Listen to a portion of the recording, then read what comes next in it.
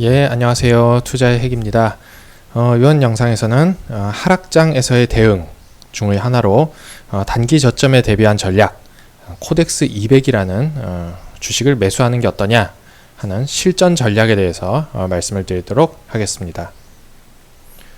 이건 제가 지난 영상에서 올려드린 내용입니다.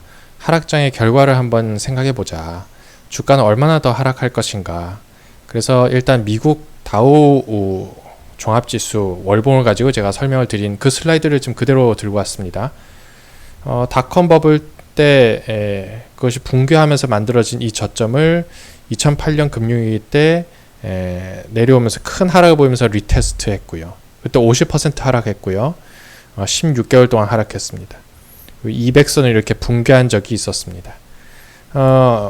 이번에 만약에 침체가 심각하게, 전 이번 침체가 온다면 그냥 단순한 경기 침체가 아니라 정말 통화를 무지막지하게 발행한 책임을 심각하게 지게 될 만한 그러한 침체라고 여전히 지금 그렇게 생각을 하고 있는데요. 만약에 그런 최악의 상황이 벌어진다면 마치 이때처럼, 제가 이때와 이제 대응시켜서 이렇게 표현을 했었죠. 이때 만들어진 저점, 여기 이렇게 200선이 올라오고 있는데 그 저점을 리테스트 하면서 50% 하락할 수 있다. 이렇게 급전직한다는 소리가 아닙니다. 이때도 급전직하가 아니라 이게 확대 보면 이렇게 떨어졌죠. 그죠? 지금도 이렇게 올렸다가 이렇게 내려갈 수 있는데, 최대치로 가장 나쁜 상황으로서 이렇게 절반까지도 미국 시장이 빠질 수 있다는 점을 우리가 생각해 두어야 된다고 강조 드린 바 있습니다. 말도 안 되는 소리라고 생각하시겠지만 말도 안 되는 상황이 일어나는 것이 금융시장이라는 점을 우리는 꼭 기억해야겠습니다. 그러면 우리나라 시장은 어떻게 될 것인가 라는 생각을 해보게 되는데요. 이것은 이제 코스피 200 월봉인데, 코스피 200 월봉에서 대응시켜서 생각을 해보겠습니다.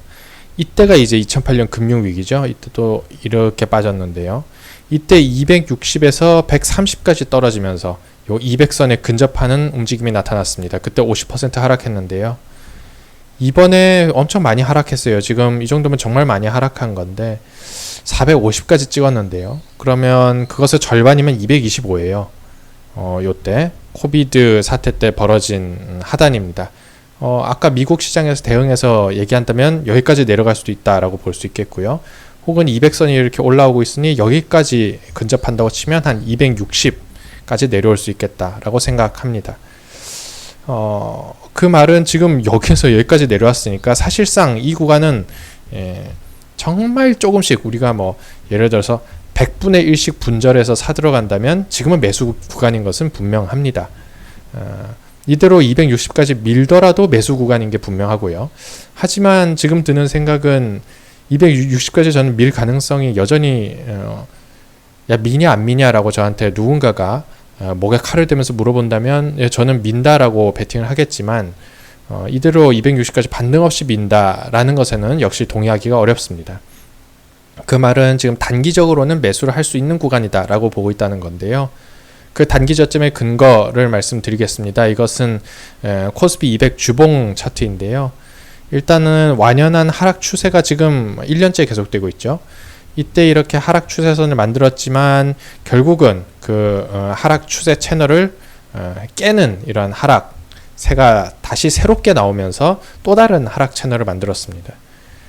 그런 추세의 채널의 하단을 테스트하러 오면서 4연속 음봉이 만들어졌습니다.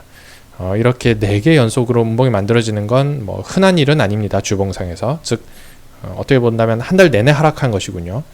그러한 상황 속에서 이러한 채널 하단까지 왔기 때문에 지금 추가적으로 하락하는 것은 분명히 부담스럽다라고 하겠습니다. 그리고 이제 하락에 관련된 악재는 다 나올 건 다 나왔죠. 뭐 인플레이션이고 뭐 금리 인상이고 어쩌고, 우리가 뭐 빅스텝, 뭐 자이언트 스텝, 뭐 1% 금리를 올린다느니 마느니 뭐 별별 소리 다 나왔기 때문에 일시적으로 이제 이런 하락 악재는 모두 노출된 상태에 일시적으로 도달했다라고 생각합니다.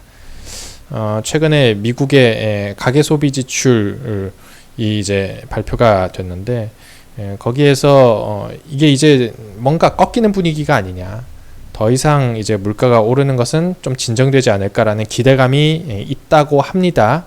뭐 시장이 그런 기대감이 있다고 시황에서 해석하는 걸 제가 뭐 막을 수는 없겠습니다만, 예, 저는 그것에 동의하지 이것 자체는 가능하겠지만 이것이 금융시장을 돌릴 만한 어떤 큰 호재 내지는 우리가 기대를 가질 만한 부분이냐에 대해서는 저는 당연히 동의하지 않습니다. 하지만 단기적으로는 이러한 상황에 우리가 일시적으로 들어와 있다는 것은 분명합니다.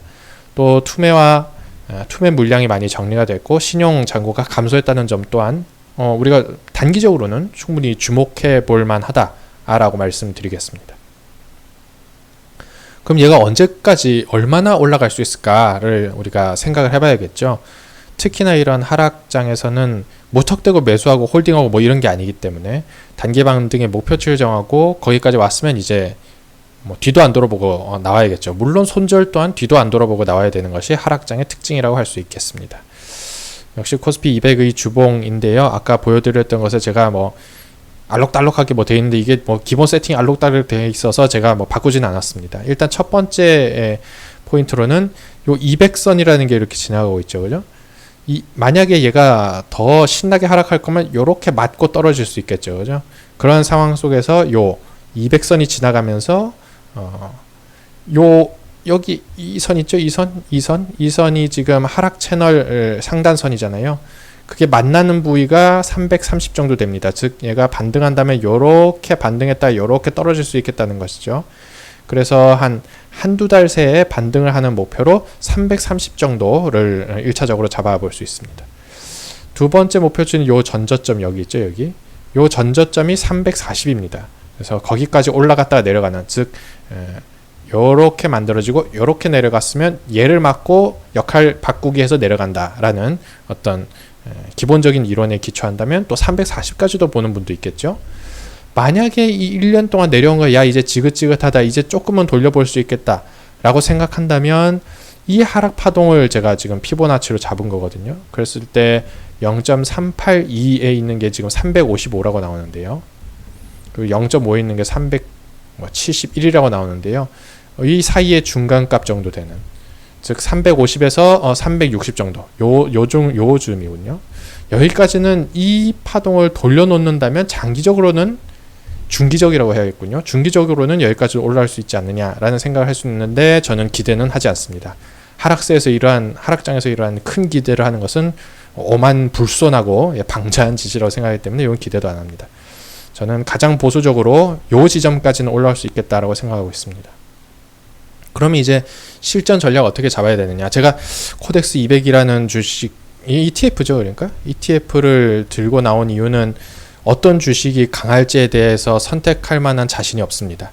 이 반등세에 뭐 먼저 치고 나는 애가 뭔지 뭐 이걸 잡을 수 있습니다. 뭐 많은 얘기 있는데 전 잡을 수가 없어요. 그 잡을 수 있는 분들이 잡으시고 전 잡을 수가 없기 때문에 이 녀석을 분할 매수하고 싶습니다.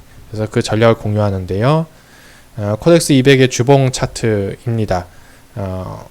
이제 저 트레이딩 뷰에서 볼 수가 없어서 요 그냥 HTS에서 가져왔는데 똑같죠, 그죠? 아까 보여드린 거랑 당연히 똑같을 수밖에 없는 상황이고요. 지금 현재 가격이 30560입니다. 이렇게 저는 가격대를 잡아봅니다. 이게 30560이라는 게 이 305 그러니까 코스피 200 지수랑 똑같은 거예요. 그러니까 제가 코스피 200 지수를 330 정도까지 올라갈 수 있겠다고 봤기 때문에 33,000원까지는 갈 수 있겠다.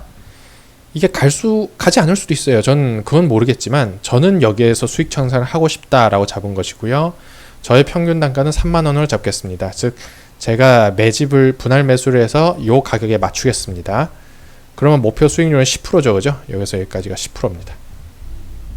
잠정 손실률은 3%로 잡겠습니다. 즉 이게 만약에 잠정 손실률이 10%면 말이 안 되잖아요. 똔똔 게임을 할 필요가 없잖아요. 그죠? 5%? 예, 저는 5%도 감내하기 싫어요. 3%에서 그냥 잘라겠습니다. 즉 저희 손익비는 3.3대 1이 되는 겁니다. 이 게임을 반복하면 저는 부자가 된다. 이런 논리인 것이죠. 제 이전 영상을 보신 분들은 알겠지만 제가 맨날 강조하는 부분입니다. 손익비를 길게 잡는 것. 그렇게 되면 어떻게 우리가 가격을 설정해야 되느냐라는 전략에 대해서 다음 장에서 말씀을 드리겠습니다.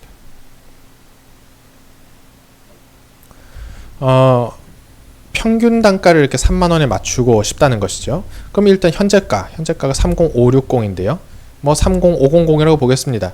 요 정도는 아마 뭐 이게 몇 프로죠? 0.2%인가요? 그 정도는 충분히 저는 떨어질 수 있겠다고 보니까요. 현재가를 30500으로 볼 때 현재가에서 저는 편입을 하겠습니다. 여기서 비중을 한 1 정도 편입을 할 수 있겠군요.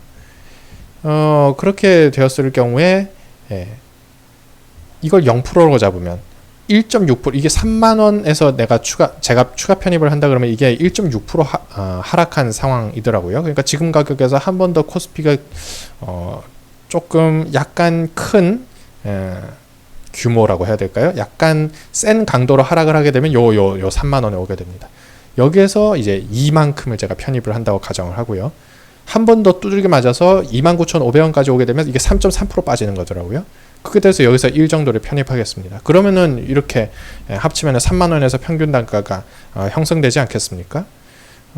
이렇게 될 경우 충분히 뭔가 하락세가 한 번 더 나온다면 이 비중을 모두 실을 수 있는 그런 상황이라고 하겠습니다. 이렇게 되었을 경우 3만원이라는 평균 단가가 형성되는데 제가 손절을 해서 빠져나와야 되잖아요. 잠정 손실률 3%라고 했잖아요. 3만원의 3% 빠지는 상황이 바로 29100이더라고요. 29100은 현재가에서 4.6% 빠지는 구간입니다. 현재가에서 저는 여기에서 지금 5%까지 지수가 더 빠지기를 기대하지 않는 것이죠. 기대하지 않는다고 솔직하게 표현해야겠습니다. 뭐 안 빠질 것 같아요도 좀 오만한 표현이고 안 빠집니다는 더 뭐 방자한 표현이죠. 여기에서 이거 5% 더 빠질까? 대단히 의문스럽습니다. 그러니까 이건 안 건드리겠지. 안 건드리고 반등 좀 하겠지라고 저는 보는 것이죠. 그것에 대한 분할 매수 전략으로 이렇게 단가를 관리하겠다라는 말씀입니다. 그래서 오늘 말씀드린 내용을 요약해보면 주식시장 하락세는 저는 충분히 더 이어질 것이라고 생각합니다. 이게 끝이 아니라고 저는 여전히 생각합니다만 일단 단기적으로는 조금 일단락된 게 아니냐라는 생각을 이제 하게 됩니다. 그럼 이제 단기 반등을 노려볼 수 있겠다라는 생각이고요. 10% 수익을 위해서 조심스러운 매수 전략을 수립할 텐데 저는 특정 주식을 고를 자신이 없기 때문에 그냥 코덱스 200이라는 ETF로 대응을 하고 싶습니다. 현재가 그리고 3만 그리고 29,500원에서 분할 매수를 해서 3만이라는 평균 단가를 맞추고 싶습니다. 그렇게 되고 그렇게 되었을 때 29,100원에서 손절하는 즉 3%의 손실을 보면서 빠져나오고 싶습니다. 이거는 현재가로부터 4.6% 하락하는 상황이에요. 한 번 더 때려 맞아도 이건 좀 출현하기 어려운 하단 가격이라고 저는 믿고 싶습니다. 올라간다면 이제 10%는 올라가는 전략. 하락장에서 10% 먹으면 엄청나지 않습니까? 실제로 저는 이제 금액상으로는 한 이 전략에 1,000만원 정도 해볼 용의가 있습니다. 왜냐하면 1,000만원에 3%가 얼마입니까? 30만원이죠. 뭐 이 정도는 제가 감내할 수 있는 손실인데 이거 수익 보면 얼마예요? 100만원이잖아요. 그러니까 뭔가 딱 이 정도는 감내할 수 있는데 뭔가 수익은 100짜리가 찍히니까 기분 좋잖아요. 그죠? 그래서 저는 요 정도는 한번 해볼 만한 전략이 아니냐라고 생각을 해서요. 이번 시간에는 주식시장의 어떤 하락세는 이어지겠지만 단기 저점이 나올 수 있기 때문에 그것을 대비한 전략으로서 코덱스 200을 어떻게 분할 매수하면 적절할지에 대해서 말씀드렸습니다. 네, 이번 영상은 여기까지입니다. 고맙습니다.